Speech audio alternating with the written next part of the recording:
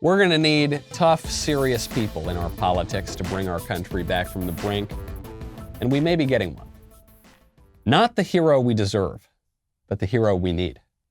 That would be Mark McCloskey. You'll remember Mark McCloskey and his wife holding those.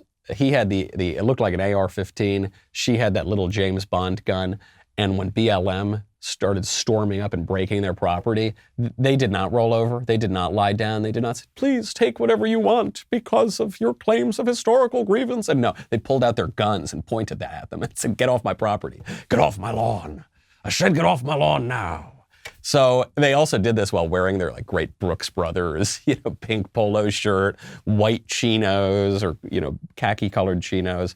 Anyway, I was hoping that either the McCloskeys would become magazine cover models for the cover of the new J-Press catalog, or that they would get involved in politics. Looks like it's going to be the latter. By the way, I spoke to Mark McCloskey right when all this happened, because there was a rumor that he's a Democrat or something and supported BLM. He said that's just not true. He does not do that. He gave $50 once to his Democrat buddy who was running for dog catcher or something, but he's a lifelong conservative Republican. So he is considering running for U.S. Senate in Missouri. My hot take on this, I don't really know very much about Mark McCloskey. I don't know anything really about the other candidates for Senate. But my first gut, really analytical reaction is awesome, great, super cool, great, love that. I'm really glad he's running for Senate. I don't know about his political philosophy. I don't know his intricate ideas about entitlement reform or something like that. I don't know about his personal history. Here's what I do know. That guy stood up to BLM when it counted.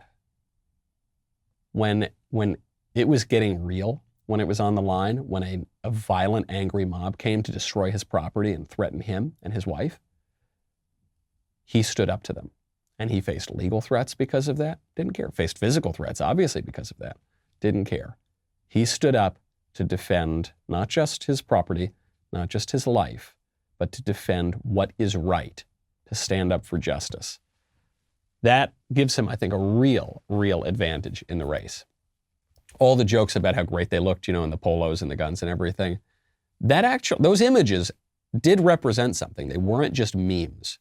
They actually represented a stance for justice. Very few people are willing to do that. In Washington, gives him a very good advantage. Wait a second. Wait, no, not so fast. Pull your hands away from the keyboard or from your screen. You got to smash that button. You got to subscribe. You got to like. You've got to make sure that you get all of the videos that are coming up, because YouTube doesn't necessarily love our content. They don't always want to promote it. So make sure that you are there for all the latest videos. See you next time.